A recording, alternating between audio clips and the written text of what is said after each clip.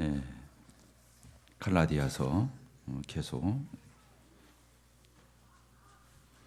강의하도록 하겠습니다. 갈라디아서 2장 11절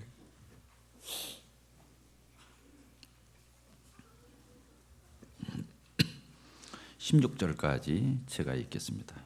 갈라디아서 2장 11절부터 16절까지 읽겠습니다. 게바가 안디옥에 이르렀을 때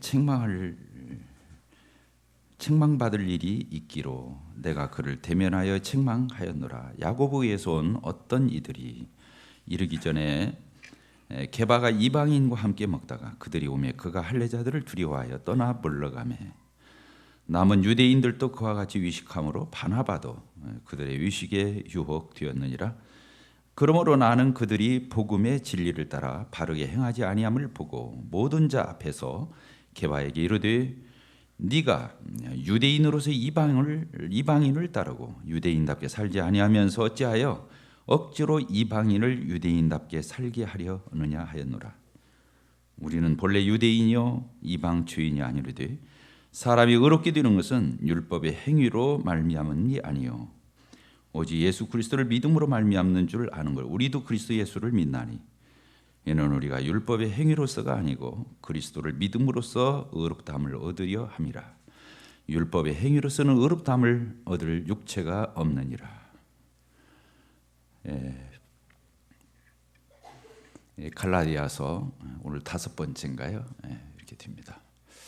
오늘 이 갈라디아서 2장 11절부터 이렇게 계속 읽은 이 부분은 계속해서 바울 사도가 갈라디아 교회 성도들에게 쓰는 편지에서 자기의 사도권을 이렇게 변호하는, 자기가 예수님으로부터 직접 부름받은 사도라고 하는, 내가 12제자 속에 속하지 않았지만 예수님이 친히 나를 불러서 그분의 복음을 위해서 나를 택정하고 하나님의 복음을 전파하라고 부른 분명한 사도라고 하는 사실을 변호하고 있는 이런 장면으로 또 계속 이어지고 있습니다. 바울이 자신이 사도라고 하는 이 권위를 분명히 밝히고 이렇게 누누이 변명하고 있는 것은 자기가 사도라고 하는 어떤 그런 것들을 자랑하고 또 자기 체면을 세우고 이렇게 하기 위해서 그런 것이 아니라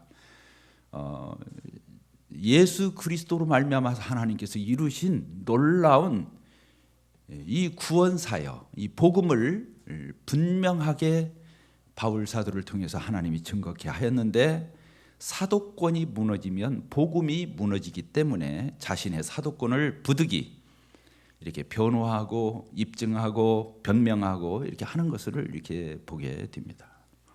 2장 1절에서부터도 이렇게 보게 되면 본인이 14년 만에 이 예루살렘에 올라가서 사도들을 만났던 얘기를 하게 되고, 그리고 그 사도들이 자기가 이방에서 복음을 전했던 것을 사사로 개인적으로 다 제출하고 말했지만 다 공감했고 이의를 달지 않았다, 다 인정했다, 교제 악수를 나눴다, 이렇게 함으로 해가지고 자신의 이 사도권에 대해서 시시비비가 없었다고 하는 것을 말했습니다. 그리고 더 나가서 디도를 데리고 바나바와 함께 디도를 데리고 예루살렘에 올라갔었는데, 그때 그 예루살렘에서 예수 그리스도를 영접하고 바울의 제자가 된 이 디도를, 이방인 디도를 데리고 올라갔었을 때 그 예루살렘 교회에 있는 많은 유대인 그리스도인들이 이 헬라인인 할례를 받지 않은 이 디도에게 할례를 받게 하려고 하는 여러 가지 시도와 압력이 있었음에도 불구하고 바울 사도가 이 디도에게 할례 주는 것을 거절함으로, 단호하게 거부함으로 복음은 결코 할례를 받는 것으로 보충될 수 없다고 하는, 분명히 복음은 복음되어야 한다고 하는, 예수 그리스도의 구속 사역으로만 충분하다고 하는 이런 놀라운 진리를 바울 사도가 담대하게 디도를 통해서 예루살렘 교회에 있는 사도들에게 또 거기에 있는 많은 유대인 그리스도인들 앞에서 복음을 확정했던 사실을 이렇게 언급하고 있습니다. 그리고 오늘 이제 더 나가서 바울 사도가 결정적으로 한 방을 날리는 거예요. 뭐냐면 베드로 사도를 혼냈다고 하는 거예요. 따라서 봅시다. 바울 사도가 베드로 사도를 책망했다.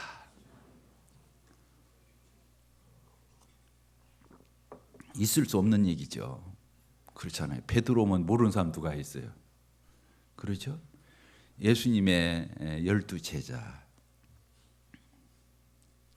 그 중에서 그 나서기 좋아하고 언제고 발언하기 좋아하고 성질 급하고 다른 사람보다 한 발 앞서가는 이런 베드로였잖아요. 그런데 그 베드로를 사도 중에서 사도인 12 제자 중에서의 톱 사도인 이 베드로를 안디옥에서 만나게 되었는데 내가 그를 많은 사람들 앞에서 베드로를 책망했다고 하는 이 부분을 언급하고 있습니다. 오늘 우리가 방금 보았죠. 베드로가 무슨 잘못을 했는지에 대해서도 여기 자세히 기록되어 있을 뿐만 아니라 베드로를 개인적으로 혼낸 것도 아니고 어떤 공적 지표가 이렇게 열렸던 것 같아요. 이렇게 예배가 되었던 지표가 된 공적 지표가 열렸는데 거기에서 베드로를 향해서 아주 단호하게 많은 사람들이 모여 있는 자리에서 모욕적인 어떤 언사를 바울 사도가 베드로를 향해서 했다고 하는 말이 여기 써 있습니다. 몇 절에 써 있습니까? 11절에 있습니다. 게바가 안디옥에 이르렀을 때 책망을 받을 일이 있기로 내가 그를 뭐라고 그랬어요? 대면하여 책망했다. 면대도 말할 수 있고 대면했다. 그를 얼굴과 얼굴로 대해서 그를 책망했다. 그것이 개인적이 아니라는 것을 무엇을 통해서 알 수 있냐면 14절에 보게 되면 그러므로 나는 그들이 복음의 진리를 따라 바르게 행하지 아니함을 보고 뭐라고 그랬어요? 모든 사람들 앞에서 게바에게 이르되 이렇게 써 있는 거예요. 모든 사람 앞에서 그 만자 중에 이 바울 사도가 어떤 면은 만삭 뛰어서 태어나지 못한 10개월을 다 채우고 태어난 사도가 아니고 그 정말 사도라고 해도 참 게임이 되지 않는 그런 바울 사도가 이 대단한 사도, 이 수제자인 사도 이 베드로를 이렇게 책망하고 있다고 하는 이 사실을 통해서 바울 사도가 봐라, 내가 베드로보다 열등한 사도가 아니다. 내가 사도들에게 한 수 배웠거나 그들에게서 전수받았거나 그들에게 귀띔을 받고 내가 복음을 전하는 사도인 척을 하는 사람이 아니라 어떤 사람도 나의 사도됨에 대해서 시시비비를 하지 않았고 바로 이 베드로를 모든 사람들 앞에서 내가 책망을 했어도 사람들이 거기에 이의하지 않았고 이의를 달지 않았고 이 베드로 자체도 수긍하고 거기에 대해서 겸손하게 받아줬다고 하는 이 사실을 언급함으로 갈라디아 교회에 들어와 가지고 복음을 해치고 그 복음을 무너뜨리고 거짓 복음을 전하는 다른 복음을 전하는 자들에게 일격을 가하는 바울은 사도가 아니야. 사도인 척하는 거야. 그런 예수님을 직접 만나거나 그 예수님에게서 부르심을 받은 적이 없어. 엉터리야 이렇게 했었는데 이게 아니라고 하는 것을 증명하는 것을 우리는 보게 되는 것이죠. 여기서 우리가 한 가지 기억할 수 있는 것은 뭐냐면 이 로만 캐톨릭이 있잖아요. 로만 캐톨릭을 우리가 비난하기 위한 것이 아닙니다. 캐톨릭에서는 교황이 있어요. 있죠. 작년에 왔다 갔나요? 그 사람들은 교황을 가리켜서 무오소를 주장합니다. 교황 무오소. 교황은 오류가 없다. 사람이 아니죠. 오류가 없으면 사람이 아니죠. 그런데 일대 교황, 지금 몇 대 교황인지 잘 모르겠어요. 일대 교황을 누구로 보냐면 베드로로 보는 거예요. 마태복음 16장, 18장 있는 대로 하나님의 전국 열쇠를 베드로에게 줬다. 그때부터 베드로가 일대 사도였고 그때부터 지금까지 이 사도권이 내려와가지고 교황이 지금 세워져 있는 거라고 그들은 말하고 있습니다. 그런데 여기에 보게 되니까 베드로가 일대 교황이라고 주장하는 베드로가 실수했어요, 안 했어요? 실수했잖아요. 오류가 있어요, 없어요? 오류가 있어요. 예수님 생전에도 그는 예수님을 3번이나 부인했던 것을 우리는 알고 있습니다. 그런데 여기에서 아주 엄청난 예수님을 부인한 것보다 더 큰 실수를, 더 범죄를 저질렀다고 해도 과언이 아니에요. 어떤 베드로가 실수를 했습니까? 베드로가 여기 자세히 보게 되면 이런 내용입니다. 바울 사도가 이렇게 안디옥에서 마침 이게 그 베드로를 대면하게 되었어요. 그래서 많은 사람들 앞에서 책망하게 되었는데 그 예전에 어떤 일이 있었는가 하면 그렇습니다.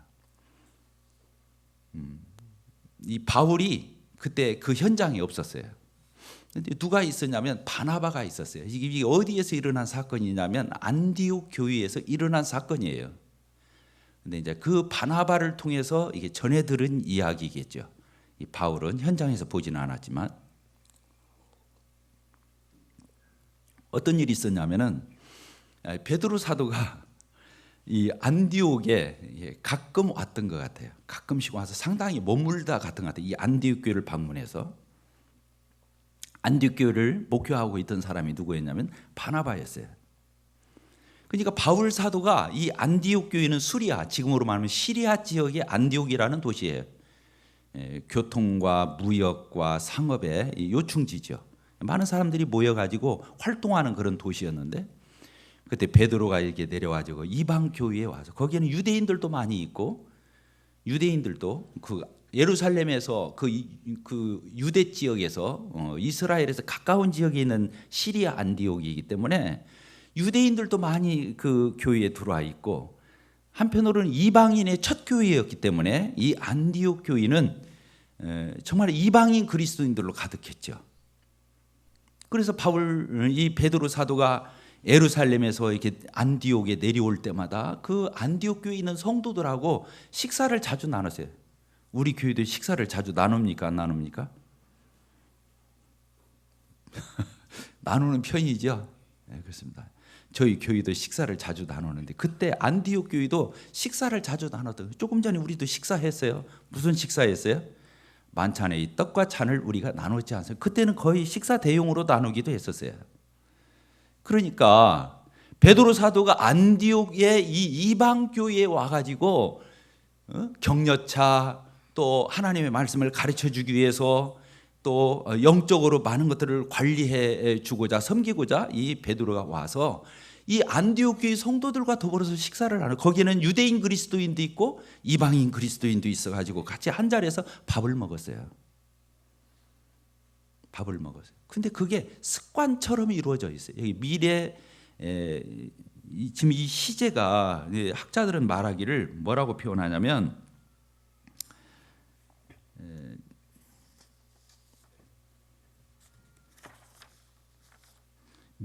시제가 미완료 과거형이다. 그래서 단 한 번 먹은 사건을 가리키는 것이 아니고 반복해서 습관적으로 그런 일이 있었을 것이다. 이렇게 표현하고 있어요. 그러니까 베드로 사도가 이게 한 번 식사한 게 아니에요. 안디옥 교회 성도들과 식사하는 것은 습관적이고 반복적이고 생활과 같은 거였어요. 근데 갑자기 이 베드로 사도가 평소에 그렇게 구별 없이 같이 한 자리에서 밥을 먹던 예찬을 나누던 이 베드로 사도가 예루살렘에서 온다고 하는, 야고보에게서 온다고 하는 어떤 그리스도인들이 온다고 하니까 이방인 그리스도인들과 유대인들과 같이 밥을 먹다가 거기에서 우물쭈물하면서 꾸물거리면서 자리를 피하는, 숨어버리는 이런 사건이 있었어요. 밥을 먹다가 한번 머릿속에 그려보셔요. 베드로가 어떤 창피한 짓을 했는가. 그 안디옥 교회 성도들과 더불어서 유대인 그리스도인, 이방인 그리스도인 한 자리에서 밥을 먹다가 거기에 바나바도 있고 이렇게 밥을 먹다가 예루살렘에서 어떤 사람이 온다는데 그 야고보에게서 온다는 그리스도인들이 온다는 말이 이게 조금 있으면 이제 여기 이 자리에 나타날 거예요. 그 사람들이.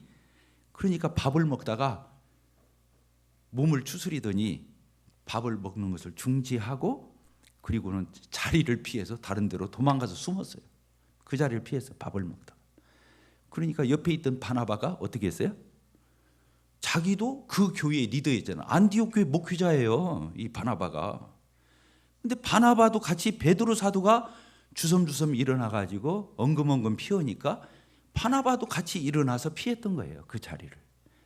그러니까 그 자리에 있던 유대인 그리스도인들도 많이 있었다고 했잖아요. 안디옥 교회 안에는 유대인 그리스도인들이 또 다들 일어나가지고 한쪽으로 또 들어가서 숨었어요. 자리를 피했어요. 그 자리에 누구만 남았어요? 이제 밥 먹는 자리에 이방인 그리스도인들만 남았던 거예요.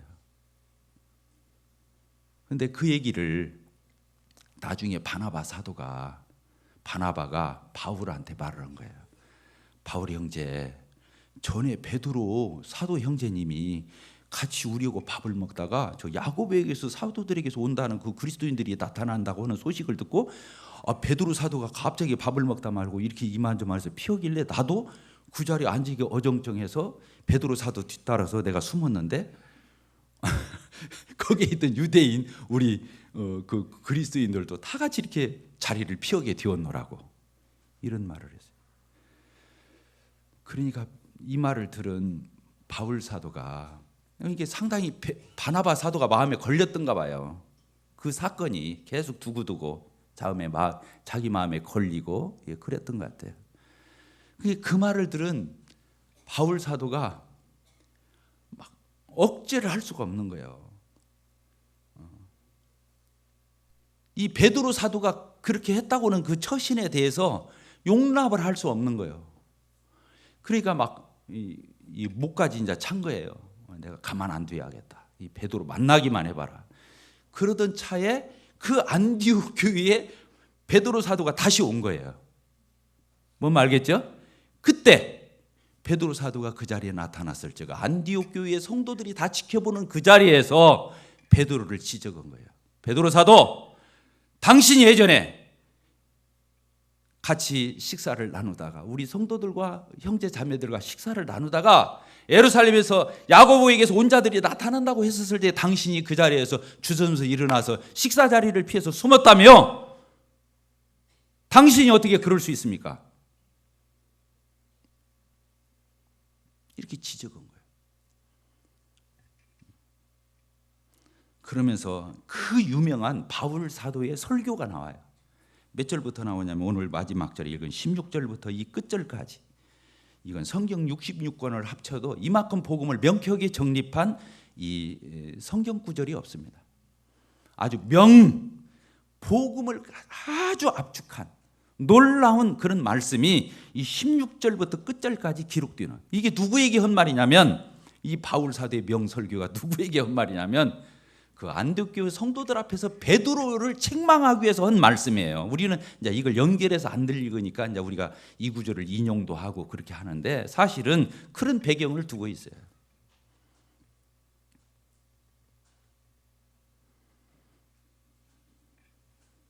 그런데 한 가지 참 여기서 훌륭한 것은 베드로가 그 엄청난 실수를 했잖아요. 근데 바울 사도한테 혼나고 여기서 뭐라고 변명했다는 말이 없어요. 핑계대지를 않았어요. 변명하지를 않았어요. 이유가 없었어요. 그런 걸 보면 자, 베드로가 수긍했어요, 안 했어요? 자기의 실수와 가오를, 자기의 잘못을 수긍하고 시인한 거예요. 돕사도라 할지라도 그것을 의식해서 체면에 머물러서 사람을 의식해서 참고 있는 바나바는 어떤 면으로는 여기서 좀 혼나야 돼요. 하나님 앞에 거하면 좀 부끄러움을 당해야 돼요. 근데 바울은 그렇게 하지 않았어요. 바울은 이 베드로를 향해서 그 거성, 믿음의 거성, 사도 중에 사도, 그 베드로를 향해서 단호하게 그를 책망하고 꾸짖고 하나님의 진리의 말씀을 바르게 세우는 이런 부분을 천명하는 이 바울의 훌륭한 점을 우리는 보게 됩니다. 여기서 바울과 바나바의 차이를 알 수 있어요. 바나바를 깎아내리기 위한 게 아니에요. 어쨌든 바나바도 나중에 부끄럽고 마음에 걸리니까 바울에게 얘기했겠죠. 그리고 지난주에 제가 지난번 설교 때 우리 바나바의 훌륭한 점을 얘기했어요, 안 했어요? 했어요. 바나바가 나쁜 사람이라는 게 아니에요. 정말 훌륭해요. 그러니까 바울에게 말하고 바울이 그걸 못 참고 베드로를 책망한 이 사건은 놀라운 사건이죠. 이 바울이 정말로 사도인 것을 분명히 여기서 자신이 어떠함을 나타내는 이런 장면이라고 볼 수 있죠. 그러나 여기서 또 한 가지 훌륭한 것은 베드로의 훌륭한 거예요. 베드로. 따라서 합시다. 베드로가 잘못했지만 훌륭하다. 베드로의 훌륭한 점이 그 점인 것 같아요. 그는 회개할 줄 알아요. 완전 회개할 줄 알아요. 예수님 3번 부인하고도 회개했잖아요. 예수님과 눈이 마주쳤을 때 그가 울었잖아요. 돌이켰다. 사람이 잘못 안 할 사람이 어디가 있어? 사도도 잘못하는 거예요. 교황도 잘못하는 거예요. 사람에게는 오류가 없는 사람이 없어요. 잘못할 수 있어요. 그러면 어떤 사람이 훌륭한 사람이에요? 잘못 않는 사람도 훌륭하지만 더 훌륭한 사람은 잘못하고 돌이킬 수 있는 사람이에요. 베드로는 그렇다고 하는 것을 우리는 알 수 있습니다. 그래서 성도의 아름다움은 회개하는 거예요. 따라서 성도의 아름다움은 회개하는 것이다. 그래서 얼마든지 우리 잘못할 수 있어요. 실수할 수 있어요. 넘어질 수 있어요. 그러나 우리는 아예 잘못 뛰는 자들이 아니에요. 가룟 유다는 후회하고 물러가서 자살했어요. 베드로는 잘못했지만 회개하고 돌이켜서 하나님에게 쓰임 받았어요.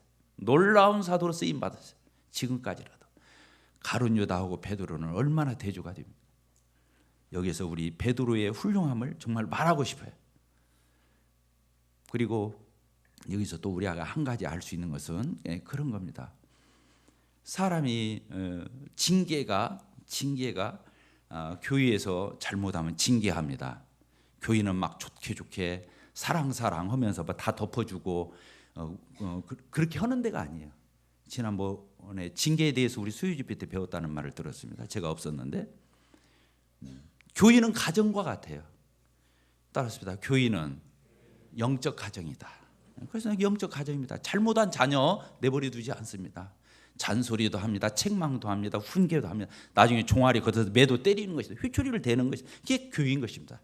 교회는 반드시 징계가 있어요. 징계가 없으면 사생자라고 그랬습니다. 그럼 부모가 없는 자식과 같다고 그랬습니다. 징계를 하지 않는 부모는 자식을 미워하는 거라고 그랬습니다. 그래서 교회에는 징계가 있습니다. 그 징계는 형평성이 있어야 됩니다. 이 사람은 이렇게 대하고 저 사람은 저렇게 대하고 그렇게 하는 게 아니죠. 형평성이 있어야. 그럼에도 불구하고 또 다른 것입니다. 형평성과 또 다르게 어떤 부분이 있냐면 이 베드로는 일개 어떤 성도가 아니에요. 그냥 그리스도인 중에 한 사람이 아니에요. 이 사람은 사도예요. 톱사도예요. 모든 교회를 정말 세우고 건축해야 할 이런 위치에 있는 사람, 그 사람이 실수를 했어요. 그 사람이 잘못을 했어요. 그래서 지금 공적으로 다뤄야 한다는 것입니다. 모든 것을 교회가 공적으로 다루는 것은 아닙니다. 때로는 어떤 사람이 성도들 중에 정말로 부끄러운 일을, 그런 범죄를 저질러서 이제 우리 교회에 목회하는 장로들이 그러한 것들을 다룰 때 성도들 모르게 우리가 다룰 수 있어요. 그 지체 불러서 정말로 주님의 말씀으로 훈계하고 책망하고 근신을 시킬 수 있어요. 때로는 정말 몇 달간 성찬에 참여하는 거, 이런 부분을 금할 수도 있어요. 그러나 교회에 광고 않고 할 수 있어요. 왜? 그 성도는 공적으로 드러나서 활동하는 사람이 아니기 때문에 그렇습니다. 그러나 교회에서 공적으로 드러나서 활동을 하고 그렇게 드러나는 사람의 징계 부분을 다룰 적에는 공적으로 드러나게 다뤄야 한다는 것입니다. 이해가 되셨습니까? 네. 그 형평성은 안 맞는 것 같지만 그게 형평성이라고 하는 거예요. 그래서 제가 주님을 섬겨오면서 전국적으로 그 훌륭했던 형제님들이 있었어요. 근데 때로 그분들이 어떤 과오를 범해가지고 그분들이 교회에서 출교를 당하고 나중에 회복됐죠. 출교 당하고 회복됐어요. 전국에서 이름을 말하면 다 알 수 있는 그런 유명한 형제님들이셨어요. 그런데 그분들이 큰 실수를 범하고 죄를 졌기 때문에 교회로부터 출교를 당하고 나중에 시간이 경과돼서 그들이 회복되었지만 그들은 공적인 자리에 서서 다시 말씀을 전할 수가 없었어요. 그리고 그 교회의 목회자직에서 내려놓게 되었어요. 그리고 그분들은 지금도 그 지역교회에서 성도로 섬기고 있어요. 그게 부끄러운 일이고 정말로 있어서는 안 되는 안타까운 일이고 그럴 수 있는 얘기지만 그러나 그것은 정말로 아름다운 일이에요. 저는 이 말씀을 준비하면서 그 형제님들이 생각이 났어요. 그리고 감사했어요. 그 형제님들의 실수와 가오와 잘못은 잘못이지만 그분들이 이 베드로처럼 회개하고 뉘우쳐서 그 지역교회에 한 성도로 앉아서 설교 듣고 그 교회의 일원으로 지체가 되어서 계속 묵묵히 주님을 섬기고 나가는 그런 모습은 정말로 아름다운 모습 아니에요. 그게 하나님의 교회의 모습이죠. 그분들이 뛰쳐나가려면 뛰쳐나갈 수 있어요. 부끄러워서 그 자리에 안 나타날 수 있고 그러나 그게 아닌 거예요. 그게 아니에요. 저는 그래서 이번에 참 그분들을 이렇게 떠올리면서 참 감사하다. 그분들이 훌륭한 분들이구나. 징계를 받은 이후에라도 그 교회에 속해서 묵묵히 주님을 섬긴 그 모습은 그런 거구나. 이런 생각을 이렇게 하게 되었습니다.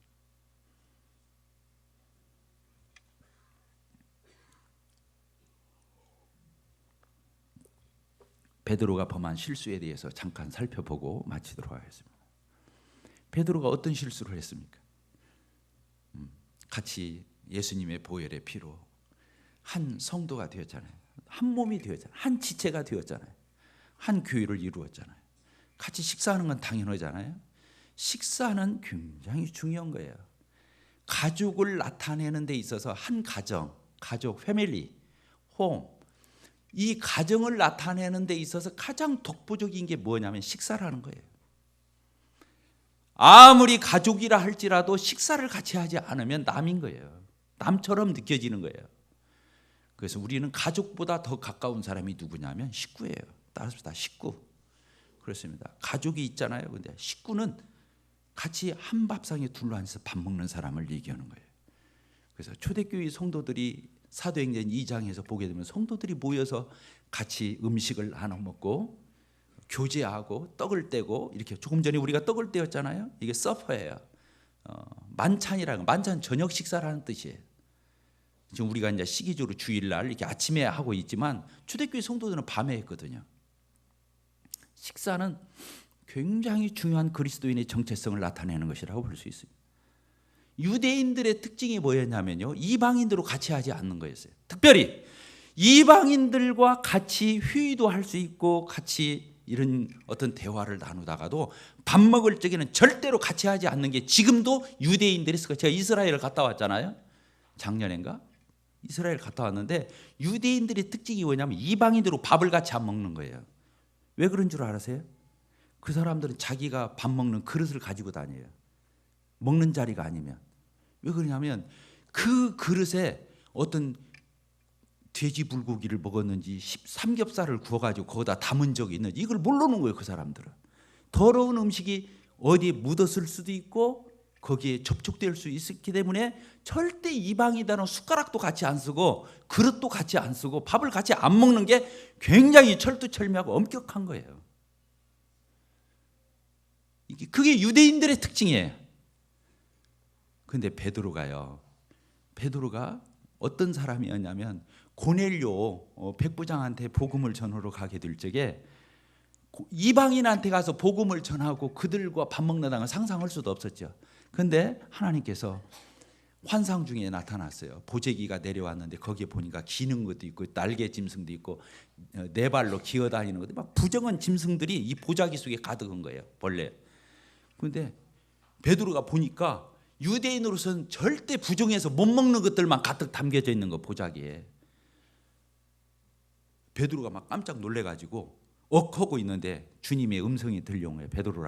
베드로야 이거 먹어라. 이거 잡아 먹어라. 그러니까 베드로가 뭐라고 말해요? 주여, 저는 지금까지 태어나서 이런 음식을 먹은 적이 없어요. 이건 부정하고 더럽기 때문에 제가 먹지 않습니다. 아니다. 내가 깨끗하다고 한 것을 너는 부정하다고 속하다고 하지 말아라. 그러니까 베드로가 그래도 안 됩니다. 저는 먹을 수가 없습니다. 세 번이나 그 환상이 반복되면서 결국에 베드로가 거기서 굴복되어지는 장면이 나와요. 그 부정한 음식을 먹는 그런 환상을 보게 되죠. 그 부정한 음식이 누구를 가리키는 거냐면 아까 그 네 발 달린 짐승 이 속된 것들 이게 뭐래요? 이방인을 가리키는 거예요. 따라서 이방인.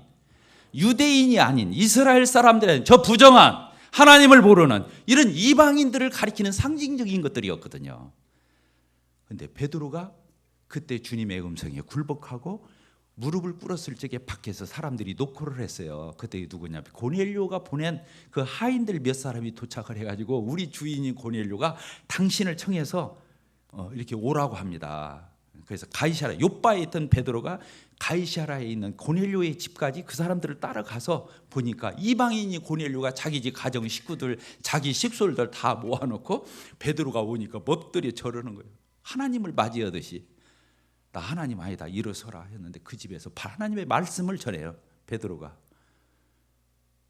이방인에게 복음을 전한다는 건 상상할 수가 없었어요. 그런데 그 환상 때문에 그 이방인들 앞에서 복음을 전하니까 성령이 내려서 그들이 예수 그리스도를 영접하고 그들이 하나님을 믿는 이런 놀라운 장면을 베드로가 목격하게 됩니다.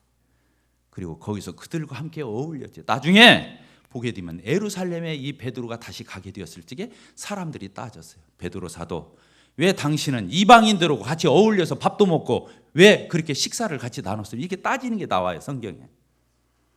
그러니까 아니다, 내가 3번이나 환상을 받고 주님이 나타나셔서 그 부정한 것을 절대로 나는 못 먹는다고 했을 적에 하나님이 깨끗하다고 한 것을 네가 왜 속되다고 하느냐고 하면서 먹으라고 그래서 제가 그 환상을 보게 되었고, 바로 그 뒤에 사람들을 따라서 고넬료 그 이방인 백부장의 집에 가서 복음을 전했을. 그들이 동일하게 우리와 똑같이 성령을 받고 예수님을 영접하고 그들이 그리스도인들이 되었다고 하는 이런 놀라운 그런 말을 다 하는 장면이 나와요.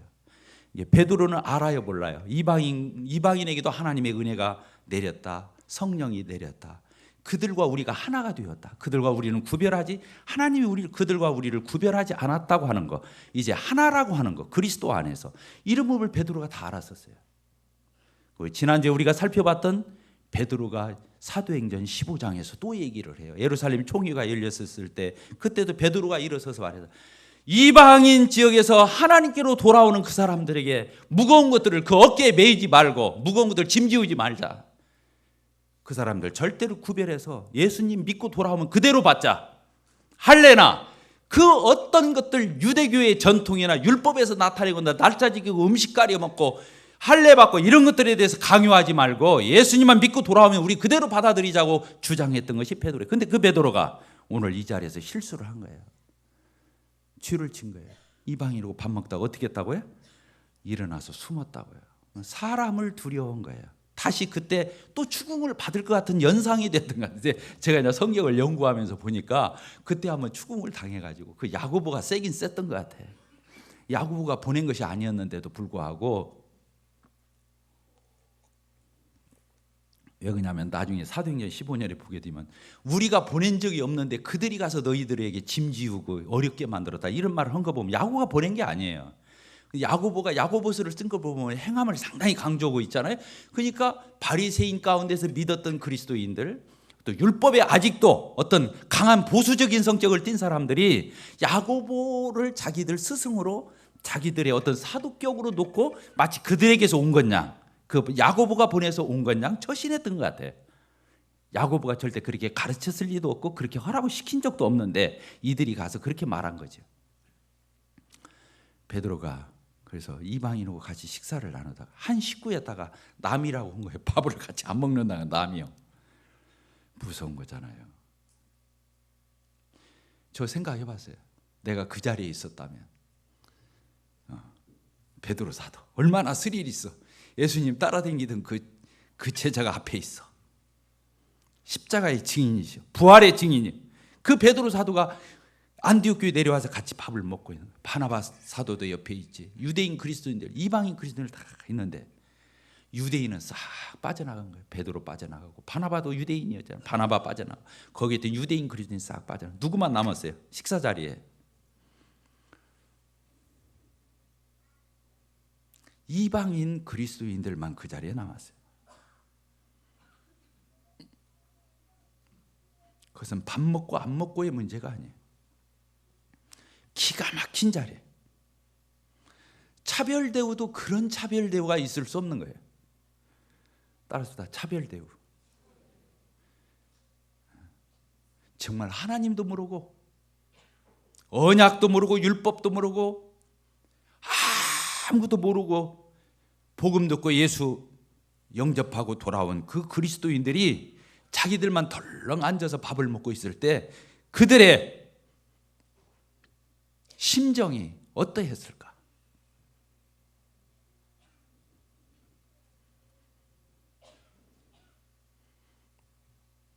똑같아요.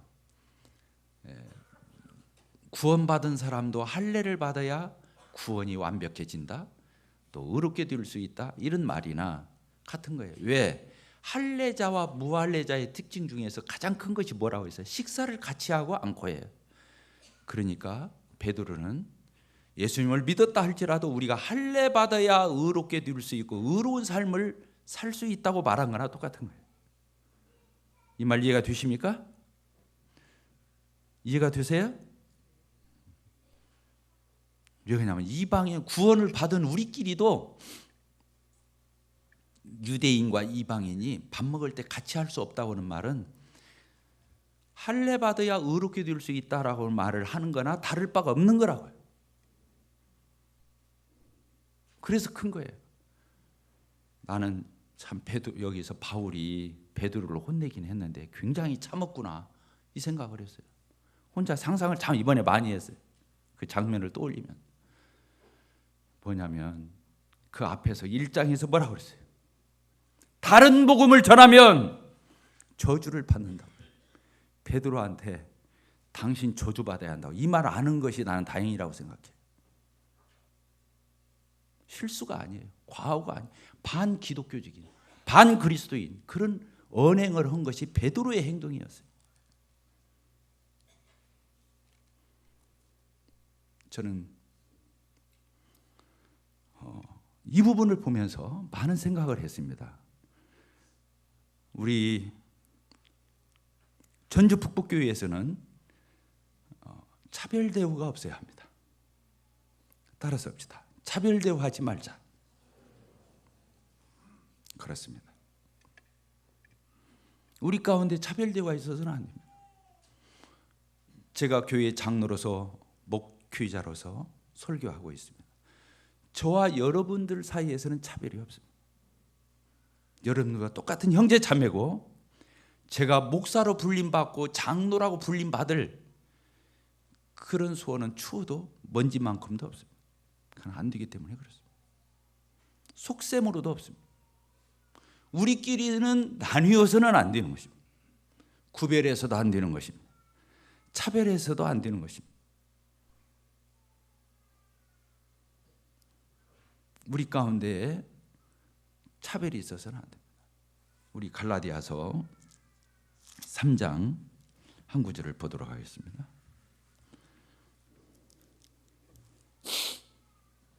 (3장 28절) 우리 같이 읽겠습니다. 시작. 너희는 유대인이나 헬라인이나 종이나 자유인이나 남자나 여자나 다 그리스도 예수 안에서 하나. 우리는 예수님의 보혈의 피로 하나가 되었습니다. 한 성령으로 하나가 되었어요. 한 주 예수 그리스도 한 하나님 한 진리의 말씀 한 복음.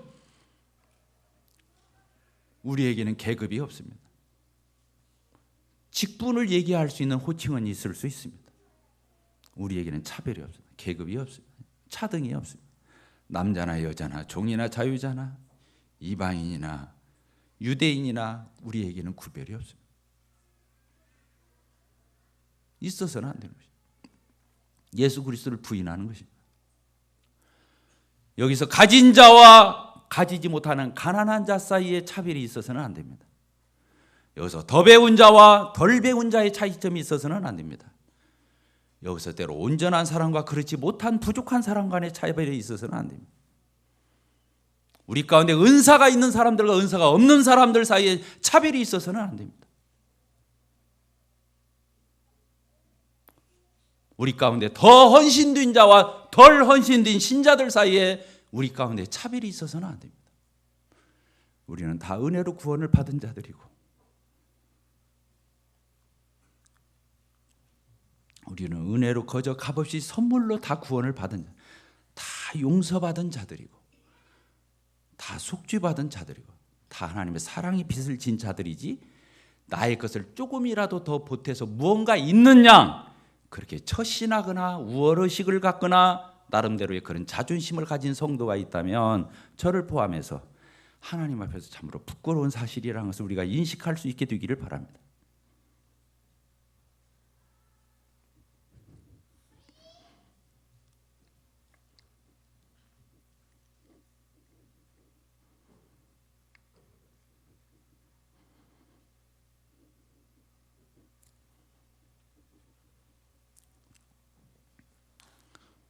세상은 모든 것을 차별합니다. 인맥을 따집니다. 학벌을 따집니다. 학연을 따집니다. 지연을 따집니다. 구분할 수 있는 것이 있으면 다 가르고 편을 나누고 그렇게 나아갑니다. 교회는 그런 것이 아닙니다.